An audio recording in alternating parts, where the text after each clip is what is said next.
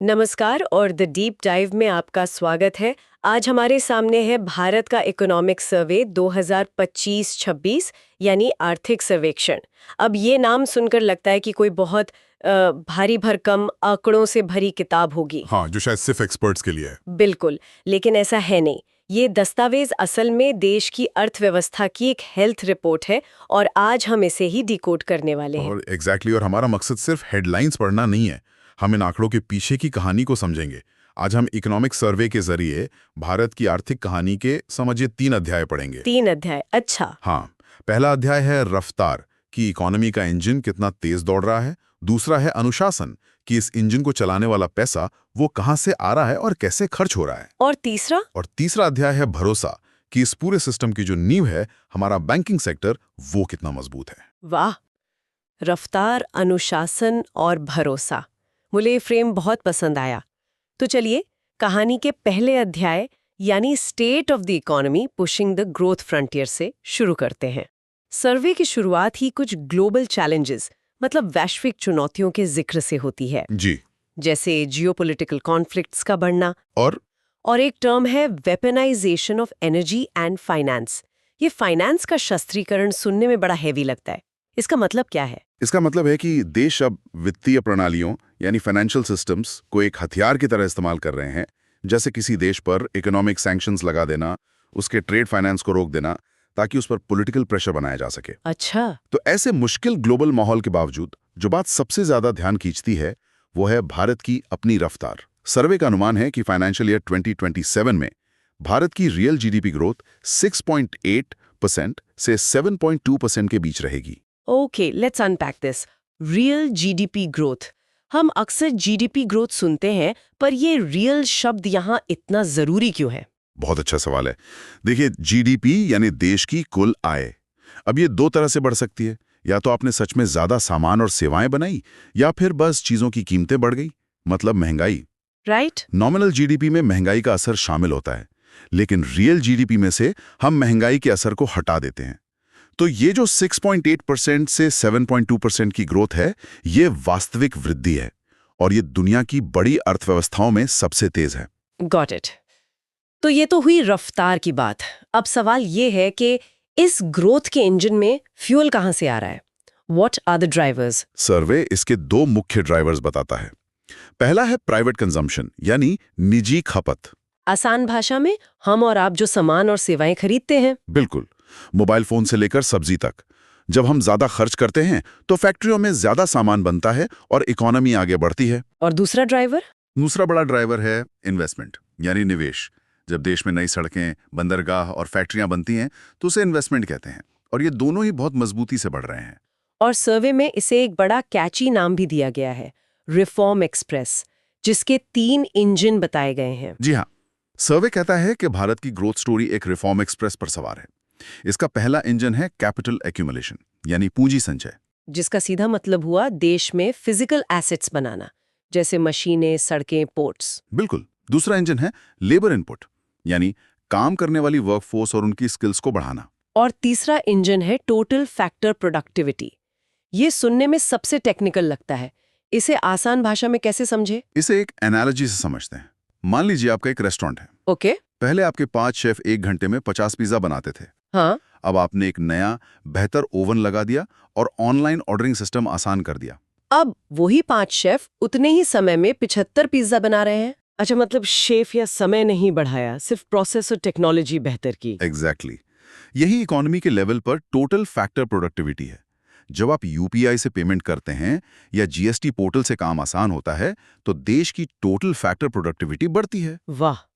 तो capital accumulation यानी बेहतर इंफ्रास्ट्रक्चर, लेबर इनपुट यानी स्किल्ड लोग, और टोटल फैक्टर प्रोडक्टिविटी यानी काम करने का स्मार्ट तरीका, जब ये तीनों इंजन एक साथ काम करते हैं तो हमारी रिफॉर्म एक्सप्रेस 7% की रफ्तार से दौड़ सकती है। ये तो हुई रफ्तार की कहानी। बिल्कुल, लेकिन किसी भी तेज रफ्तार गाड़ी को सही से चलाने के लिए उसका फ्यूल मैनेजमेंट और फाइनेंशियल हेल्थ बहुत जरूरी है। और यही हमें इस कहानी के दूसरे अध्याय पर ले आता है, फिस्कल डेवलपमेंट्स एंकरिंग स्टेबिलिटी यानी अनुशासन। सरकार अपने पैसों का हिसाब किताब कैसे रख रही है? यहाँ सबसे पहले नजर फिस्कल डेफिसिट यानी राजकोषीय घाटे के ग्राफ पर जाती है। ये ग्राफ क्या बताता है? फिस्कल डेफिसिट का सरल भाषा में मतलब है सरकार की कुल कमाई और कुल खर्च के बीच का अंतर।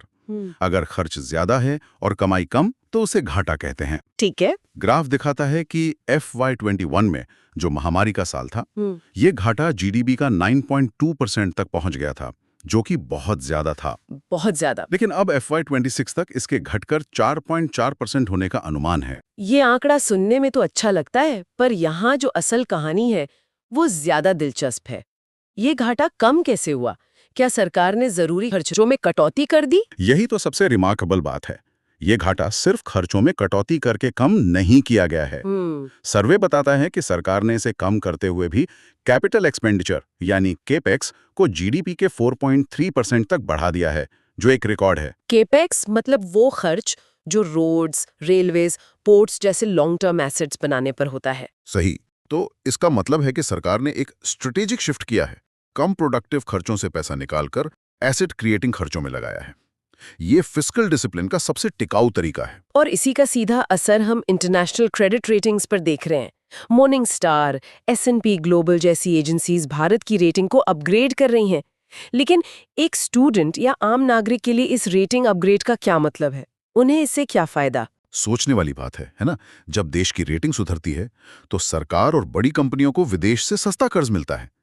This lower cost of borrowing का मतलब हो सकता है कि नई मेट्रो लाइंस या हाईवे जैसे प्रोजेक्ट्स के लिए ज्यादा पैसा मिले बिना टैक्स बढ़ाए। और स्टूडेंट्स के लिए? एक स्टूडेंट के लिए इसका मतलब है एक हेल्दी इकोनॉमिक एनवायरनमेंट जो फॉरेन कंपनीज को अट्रैक्ट करता है, जिससे भविष्य में ज्यादा हाई क्वालिटी जॉब्स बन सकती हैं। ओके, अब अनुशासन की कहानी में टैक्स कलेक्शन की बात करते हैं।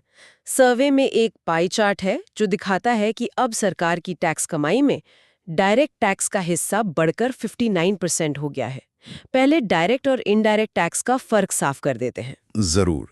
डायरेक्ट टैक्स वो है जो सीधे आपकी आय या कंपनी के मुनाफे पर लगता है, जैसे इनकम टैक्स। इसका बोझ आप किसी और पर नहीं डाल सकते। और इनडायरेक्ट टैक्स? वो सामान और सेवाओं पर लगता है, जैसे GST।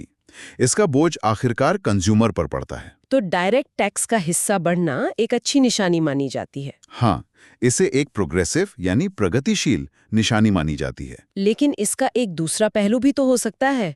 कुछ एक्सपर्ट्स कहते हैं कि डायरेक्ट टैक्स का बढ़ता हिस्सा कहीं सैलरीड क्लास पर ज्यादा बोझ तो नहीं डाल रहा। ये एक वैलिड कंसर्न है और इस पर हमेशा बहस चलती रहती है। हालांकि सर्वे ये भी बताता है कि टैक्स बेस मतलब टैक्स देने वालों की संख्या भी बढ़ी है। अच्छा। टैक्स सिस्टम को और ज्यादा आसान और ट्रांसपेरेंट बनाने से कंप्लायंस बढ़ा है। साथ ही GST कलेक्शन भी लगातार मजबूत बना हुआ है, जो दिखाता है कि बिजनेस एक्टिविटी और कंजम्पशन दोनों हेल्दी हैं। ये सब मिलकर सरकार को फाइनेंशियल डिसिप्लिन बनाए रखने में मदद करते हैं। तो रफ्तार तेज है और अनुशासन मजबूत। अब आते हैं कहानी के तीसरे और सबसे अहम अध्याय पर, monetary management and financial intermediation यानी भरोसा। क्योंकि किसी भी इकोनॉमी की असली नींव तो उसका बैंकिंग और फाइनेंशियल सिस्टम ही होता है। बिल्कुल। और इस चैप्टर में सबसे बड़ी गुड न्यूज़ हमारे बैंकों की सेहत को लेकर है। पेज 7 पर एक ग्राफ है जो SCBs एसेट क्वालिटी के बारे में है। SCBs यानी शेड्यूल्ड कमर्शियल बैंक्स, हमारे बड़े बैंक, जैसे SBI, HDFC, ICICI। जी। और यहाँ एक टर्म आता है GNPA। हाँ, GNPA यानी ग्रॉस नॉन परफॉर्मिंग एसेट्स। इसे हम आम भाषा में बैड लोन्स भी कहते हैं। ये वो लोन है जिनकी किश्तें 90 दिनों से ज्यादा से नहीं चुकाई गई हैं। कुछ साल पहले ये एक बहुत बड़ी समस्या थी। ग्राफ क्या कहता है? ग्राफ एक ड्रामेटिक टर्नअराउंड दिखाता है। मार्च 2018 में GNPA 11.2% के शिखर पर था। 11% से भी ज्यादा? हाँ, मतलब बैंकों द्वारा दिए गए हर 100 रुपए के लोन में से 11 रुपए से ज्यादा डूबने का खतरा था। अब सितंबर 2025 तक ये घटकर सिर्फ 2.2% रह गया है। सिर्फ 2.2%? ये तो वाकई एक जबरदस्त सुधार है। लेकिन ये हुआ कैसे? What was the magic wand? कोई मैजिक नहीं था, बल्कि सख्त सुधारों का नतीजा था। इसमें सबसे बड़ा role insolvency and bankruptcy code यानी IBC का रहा, जिसने लोन ना चुकाने वाली कंपनियों से पैसा वसूलने का एक क्लियर प्रोसेस बनाया। बिल्कुल। साथ ही RBI की सख्त निगरानी ने भी बैंकों को ज्यादा डिसिप्लिन में रहने पर मजबूर किया। और देखिए, बैंकों के साफ सुथरे होने का मतलब है कि अब उनके पास इकोनॉमी को और लोन देने की ज्यादा क्षमता है। दैट्स अ की पॉइंट। लेकिन हर अच्छी खबर के साथ एक बट जुड़ा होता है। क्या कोई नई चुनौती भी है? आजकल अनसिक्योर्ड पर्सनल लोन्स के बढ़ने की काफी चर्चा हो रही है। हाँ, ये एक उभरता हुआ रिस्क है जिस पर आरबीआई की नजर है। जब इकोनॉमी अच्छा करती है तो लोग ज्यादा खर्च करते हैं और personal loans, credit card debt ये सब बढ़ता है। तो ये जरूरी है कि बैंक्स क्वालिटी से समझौता ना करें। सही बात है। हालांकि अभी ओवरऑल सिस्टम बहुत मजबूत स्थिति में है और भरोसा सिर्फ बड़े बैंकों तक सीमित नहीं है। सर्वे का एक बड़ा फोकस है फाइनेंशियल इंक्लूजन, यानी वित्तीय समावेशन। मतलब वित्तीय सेवाओं को देश के हर कोने और हर नागरिक तक पहुंचाना। इसमें इंश्योरेंस और पेंशन स्कीम्स का जिक्र है। जी, पेज 8 का डेटा दिखाता है कि अटल पेंशन योजना यानी एपीवाई की सब्सक्राइबर्स की संख्या FY16 में सिर्फ 25 लाख के करीब थी। सिर्फ 25 लाख? और वो FY25 तक बढ़कर 6.4 करोड़ से ज्यादा हो गई है। वाओ!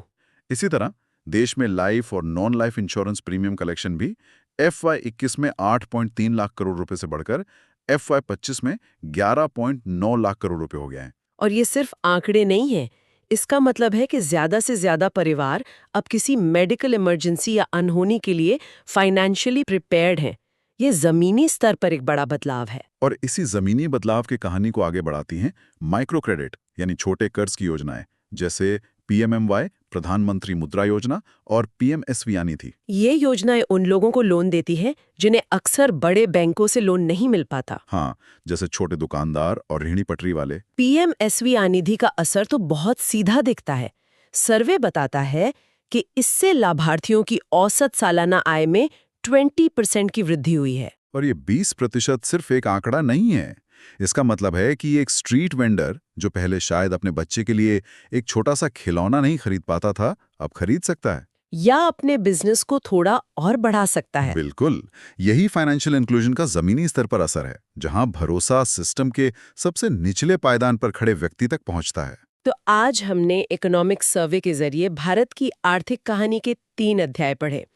एक तेज रफ्तार वाली अर्थव्यवस्था, सरकार की अनुशासन भरी वित्तीय नीति, और एक भरोसे पर खड़ा मजबूत बैंकिंग और वित्तीय क्षेत्र। अगर हम इन सभी बिंदुओं को जोड़कर देखें तो एक बड़ी तस्वीर उभरती है। हाँ, एक स्थिर विकास दर, नियंत्रण में घाटा, साफ सुथरे बैंक और छोटे से छोटे व्यापारी तक पहुंचती वित्तीय सहायता, ये सब मिलकर भविष्य के विकास के लिए एक ठोस जमीन तैयार करते हैं। ये सिर्फ अलग-अलग आंकड़े नहीं हैं। नहीं, ये एक दूसरे से जुड़े हुए हैं।